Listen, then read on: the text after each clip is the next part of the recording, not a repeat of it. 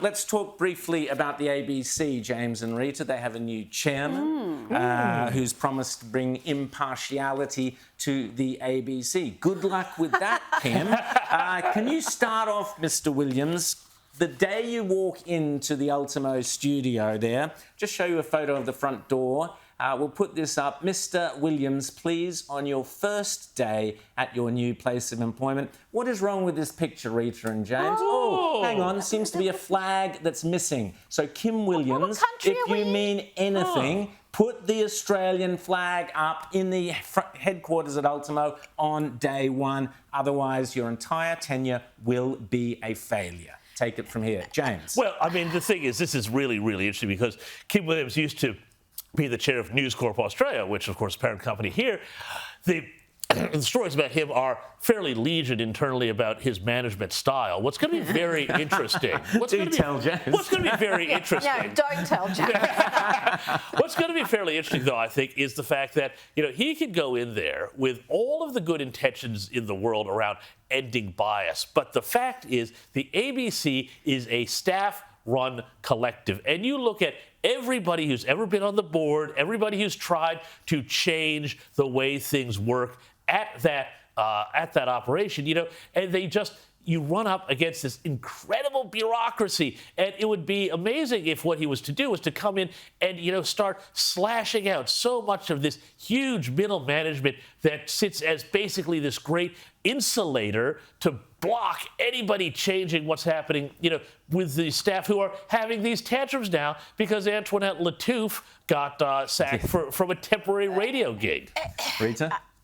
I just don't understand why we're still talking about this. This is a legal matter. They are obliged to be impartial. It's in their charter. They're taxpayer funded.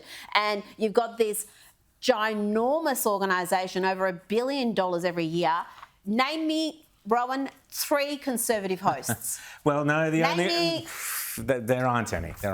Any. How can you, when you've got so many presenters, radio, television, online, and you've got nothing? You're basically ignoring half of the country, if not more, judging on the last referendum. And they're doing, and their editorial decisions are absolutely bizarre. I mean, they sacked grown-ups from the Canberra Bureau, Andrew Probe and people like that. At the same time, they're going out and trying to create hip, cool videos on TikTok to get the youth audience. At the same time, they keep giving Fran Kelly slots. It doesn't make any sense what's going on there. The coalition must, before the next election, commit, and do it properly this time, commit to putting the ABC onto a subscription model. It's what the ABC wants. They want to be like Spotify and Netflix. Good.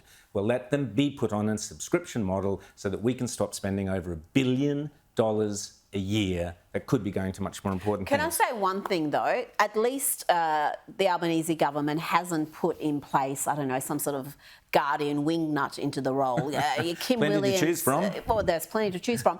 You look at the opportunity the coalition had, consecutive terms, they did nothing about that ABC bias. If anything, they emboldened them further.